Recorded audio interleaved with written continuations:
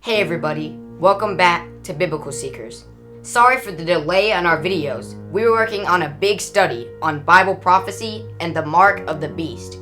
We have decided to go ahead and start releasing these videos as we record them. That way we can get them out there for you guys as soon as possible. I don't know if you guys have heard about this, but there's a lot of changes coming to YouTube, which involve COPPA and the FTC, which we believe the Vatican is behind. But that's a topic for another video. It's time to see the truth. I saw in my vision by night.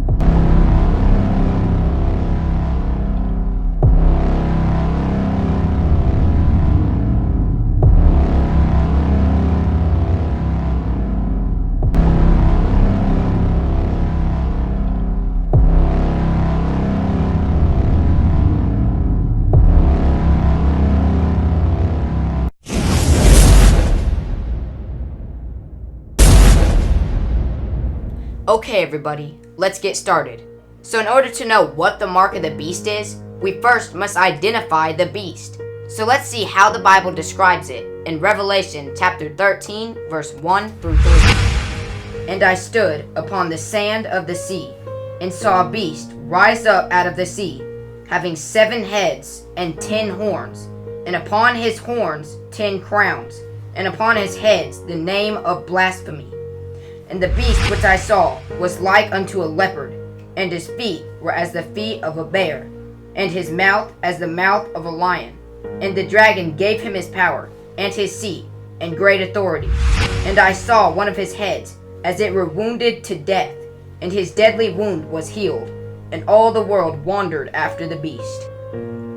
Now that we have a description of this beast, we must remind you that the book of Revelation is filled with mysterious symbols.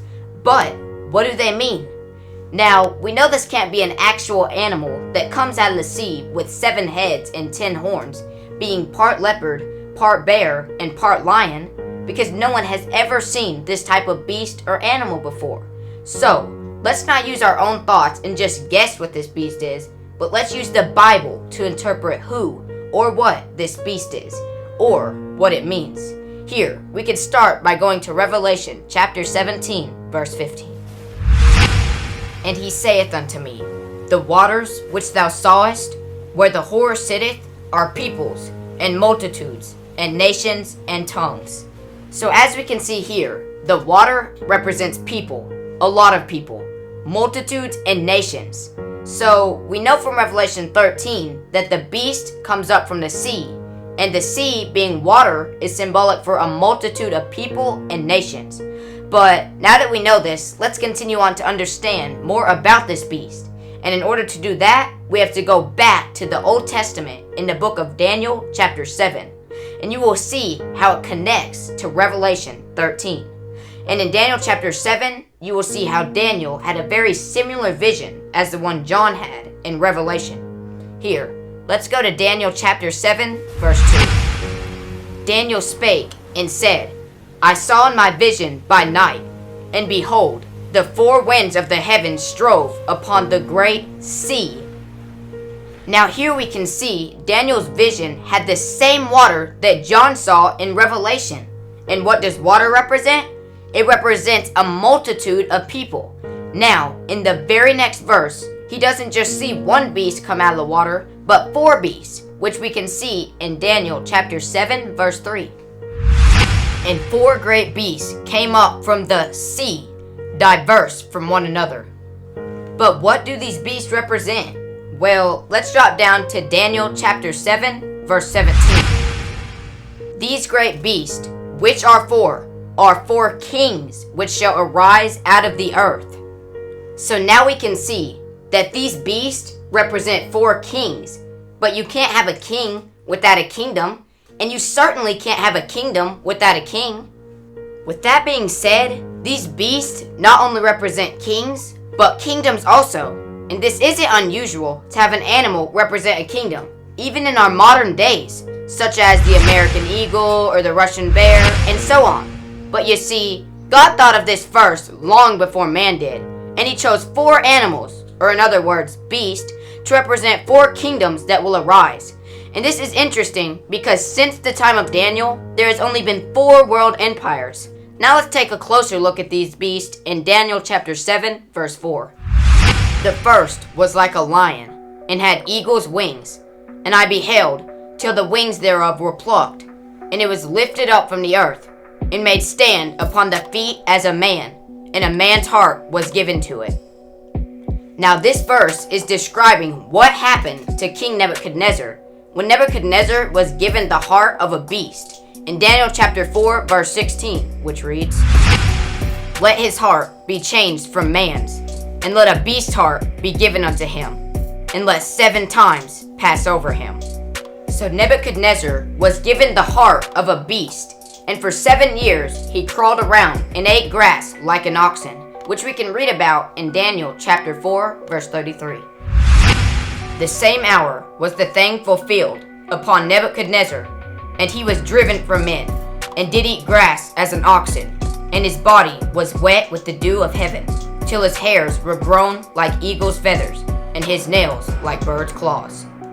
So in this verse, it described Nebuchadnezzar as a beast, and his hair as eagle's feathers, and nails as bird's claws. Interesting, because Nebuchadnezzar is also the king of Babylon, now crawling around, acting like a beast. Then, after 7 years, his understanding returned back to him, and he was lifted up from the earth, and a man's heart was given back to him. We can read about this in Daniel chapter 4, verse 34. And at the end of the days, I, Nebuchadnezzar, lifted up mine eyes unto heaven, and mine understanding returned unto me, and I blessed the Most High, and I praised and honored him that liveth forever, whose dominion is an everlasting dominion, and his kingdom is from generation to generation. So now we can see that all these pieces are fitting together perfectly. This first beast must be Babylon, and we can also dig a little further about this lion with eagle's wings if we examine ancient Babylon and look at some of the archaeology evidence. We can see that they had all kinds of winged lion statues and images all over Babylon. But now, with that being said, the first beast, which is a lion with eagle's wings, and a beast being a king or a kingdom, clearly points to King Nebuchadnezzar, king of Babylon. We can get even more insight if we go back to Nebuchadnezzar's dream, which consisted of a great statue of 4 metals, which was used to represent the 4 great kingdoms. And these same 4 kingdoms are represented as the beast Daniel saw coming up out of the sea. Here, in order to get a better understanding, let's read about Nebuchadnezzar's dream, which lines up perfectly with Daniel's vision of the 4 beasts, which can be found in Daniel chapter 2, verse 31 through 34. Thou, O king, sawest, and behold, a great image. This great image, whose brightness was excellent, stood before thee, and the form thereof was terrible. This image's head was of fine gold, his breast and his arms of silver, his belly and his thighs of brass, his legs of iron, his feet part of iron and part of clay. Thou sawest till that a stone was cut out without hands, which smote the image upon his feet that were of iron and clay, and brake them to pieces. Now, in this story, King Nebuchadnezzar has this dream, and he has Daniel interpret this dream. And when Daniel interprets this dream, he clearly tells Nebuchadnezzar he is this head of gold, which is in Daniel chapter 2, verse 38. And wheresoever the children of men dwell, the beasts of the field and the fowls of the heaven hath he given into thine hand, and hath made thee ruler over them all. Thou art this head of gold. So, now that we know that Nebuchadnezzar is this head of gold, The head of gold must be Babylon. Now, after Babylon, another kingdom will come forth in the form of another beast, which was like unto a bear.